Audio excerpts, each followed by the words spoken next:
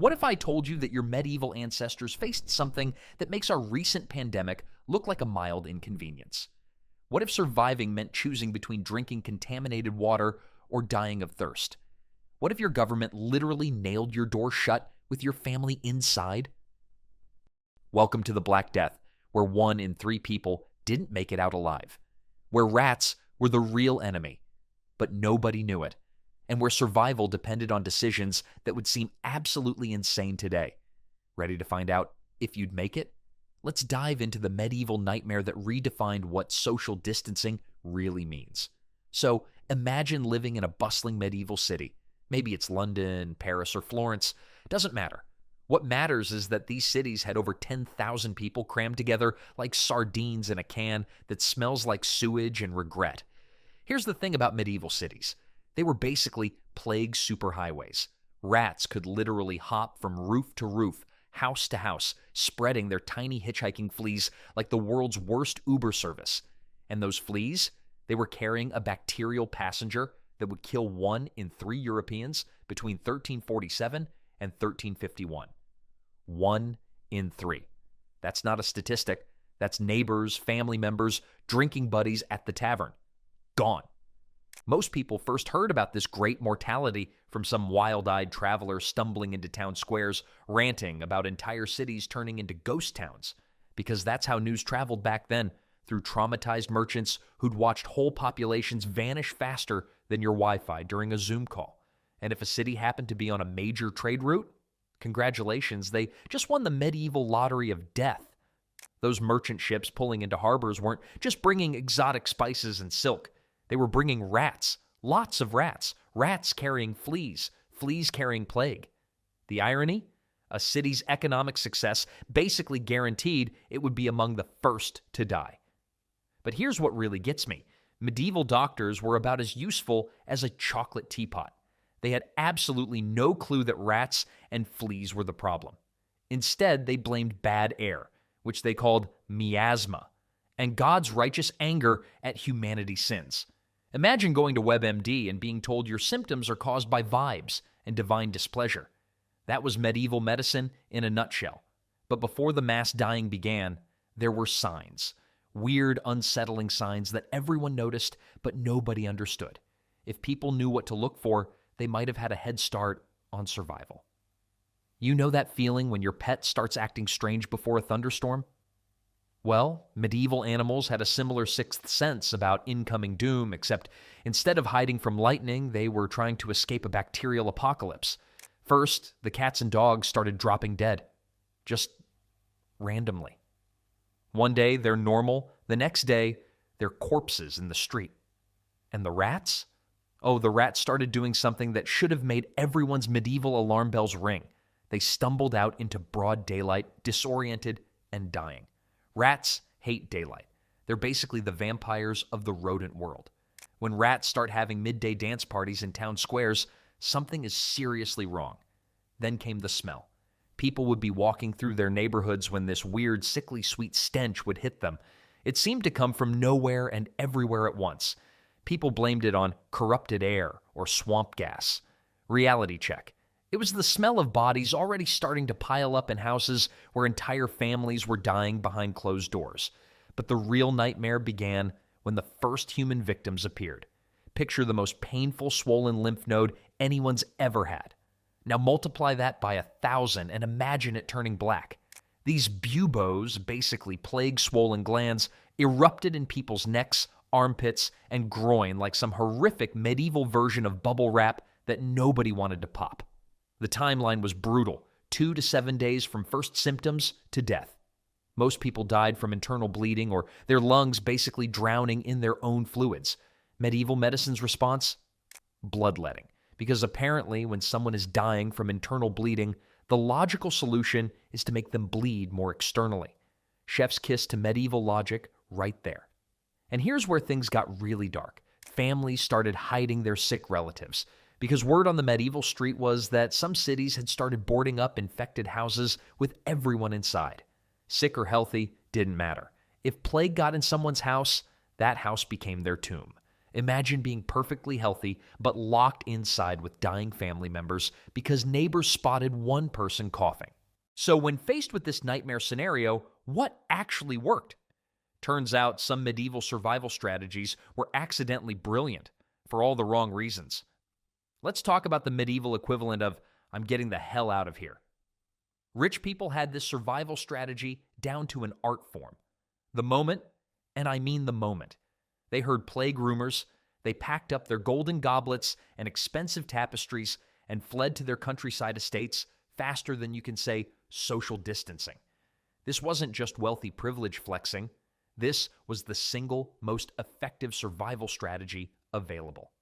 Because here's the thing, plague spread through cities like wildfire, but it had a much harder time chasing people into rural areas with low population density. Rich medieval folks basically invented remote work 700 years early. Meanwhile, the people stuck in cities started figuring out some survival tactics that accidentally worked for reasons they didn't understand. Take crowd avoidance. Medieval people noticed that plague spread faster in markets, churches, and festivals, so they started avoiding these gatherings like they were medieval Comic-Con during flu season. They thought they were avoiding bad air. In reality, they were avoiding fleas jumping between people and reducing airborne transmission from coughing plague victims.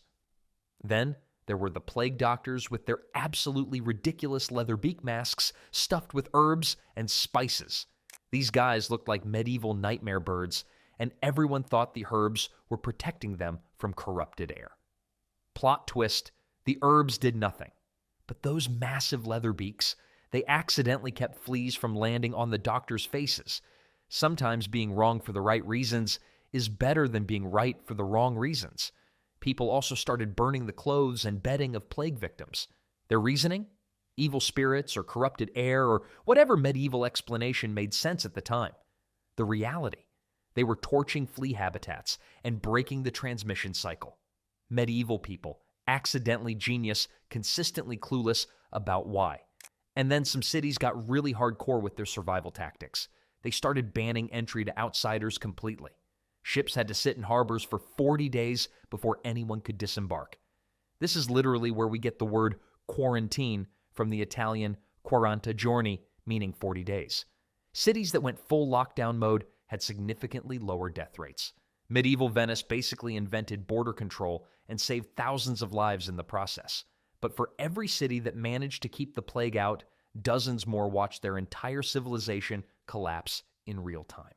And when I say collapse, I mean total societal breakdown. Remember how I said 1 in 3 people died? Well, that's the overall European average. Some cities lost 60% of their population. 60%. Imagine waking up tomorrow and 6 out of every 10 people around are just gone. Now here's where things get really dystopian. City governments didn't just struggle to cope with the crisis, they straight up ceased to exist. Mayors, judges, tax collectors, city council members. They all either died or noped out of there faster than parents abandoning a screaming toddler in a grocery store. Who's going to collect taxes when the tax collector is dead? Who's going to settle disputes when the judge fled to the countryside? Who's going to maintain order when the guards are either dead or protecting their own families? Nobody. That's who. The people responsible for burying the dead started demanding 10 times their normal wages. And honestly, fair. Would anyone want to handle plague corpses for minimum wage? Gravediggers became medieval essential workers with hazard pay, except instead of getting PPE, they got premium compensation and the very real possibility of joining their customers. Churches ran out of space for individual burials and started digging mass graves that looked like medieval landfills, but for humans. Some places just started dumping bodies into abandoned wells or pushing them into rivers. Environmental protection laws weren't exactly a priority when civilization was crumbling. Entire family businesses disappeared overnight because, well, entire families disappeared overnight. Shops sat empty with their doors hanging open like dead mouths. No one to inherit, no one to collect debts, no one to keep the medieval economy running. And when law enforcement evaporates, when the social contract breaks down, people started breaking into abandoned houses like it was Black Friday, but for survival supplies. Food, money, warm clothes, anything that might help them make it through another day. Some neighborhoods organized their own vigilante groups to maintain some semblance of order. Medieval neighborhood watch programs, except instead of watching for petty crime, they were watching for plague symptoms and desperate neighbors with nothing left to lose. But let's say someone survived the initial chaos. Congratulations, they're now living in a post-apocalyptic nightmare where every decision could literally be life or death. So how exactly do people stay alive when everything they knew about normal life has completely fallen apart? Welcome to medieval survival mode, where every sip of water could kill someone and every piece of food might be their last meal.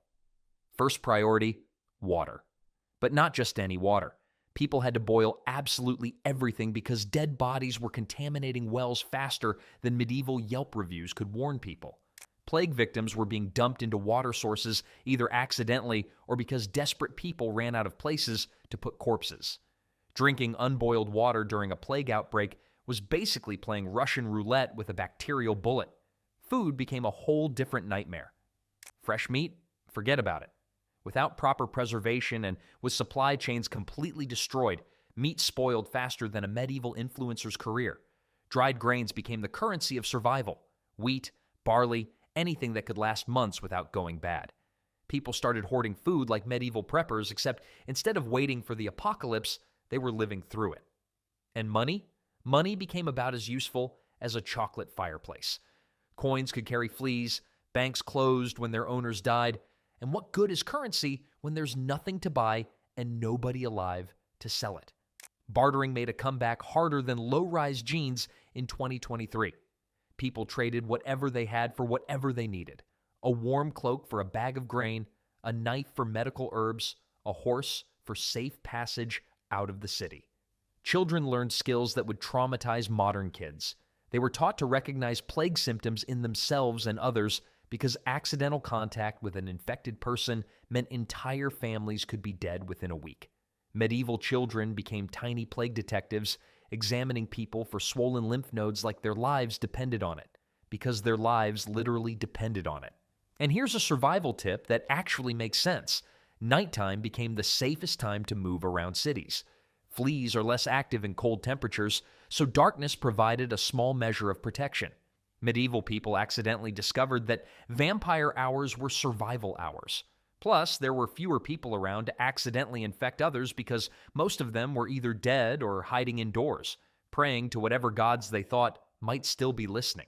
Now, if someone somehow managed to survive all of this, the initial outbreak, the social collapse, the daily nightmare of just staying alive, they'd eventually face the strangest twist of all. Because when the dying finally stopped, something completely unexpected happened to the survivors. Here's the most twisted irony of the entire Black Death. The people who survived often ended up richer than they'd ever dreamed possible. Think about it logically. When 30-60% of the population dies, what happens to all their stuff? Their houses, their land, their jobs, their businesses? It doesn't just disappear into the medieval ether. It gets redistributed among the survivors. Suddenly, there were way more resources than people to use them. Property values dropped like a medieval stock market crash, but in reverse, instead of everyone losing money, the survivors gained everything. Labor became scarce as unicorns. If people were alive and capable of working, they could literally name their price. Surviving workers started demanding higher wages, better working conditions, and actual job security from employers who were desperate enough to agree to almost anything. Imagine walking into a boss's office and saying, "I want double my salary, 3 weeks vacation, and my own office." Or, "I'm walking." Except instead of the boss laughing them out of the building, they're like, "Done, please don't leave. You're one of 7 people left who knows how to do this job." The Black Death accidentally invented workers' rights 600 years before unions became a thing. Some plague survivors developed immunity, which made them incredibly valuable as nurses and caregivers during future outbreaks. These people became medieval superheroes, immune to the thing that killed everyone else, able to help without fear of infection. But perhaps the most lasting change was urban planning. Cities that rebuilt after the plague learned some hard lessons about overcrowding and sanitation. New laws required wider streets, better sewage systems, and limits on building density. Medieval city planners basically invented urban health codes because they'd seen what happened when too many people were crammed together with inadequate infrastructure. They didn't understand bacteria or disease transmission, but they understood that cramped, dirty cities became death traps. The massive population loss changed European society forever. The feudal system, where peasants were basically property tied to the land, started crumbling because lords needed to attract workers with actual incentives like freedom and wages instead of just owning them. When survival is rare, survivors become valuable. When workers are scarce, workers gain power. The Black Death accidentally kick-started social mobility and workers' rights centuries ahead of schedule. So there's your guide to surviving medieval plague in an overcrowded city, where success meant making choices that would seem absolutely insane by today's standards, but were actually brilliantly logical for their time. Which of these medieval survival strategies surprised you the most? Drop a comment and let me know. And if you enjoyed this historical nightmare, smash that like button and subscribe for more stories about how our ancestors survived impossible situations. Because if they could survive the Black Death with medieval medicine, imagine what we can handle today.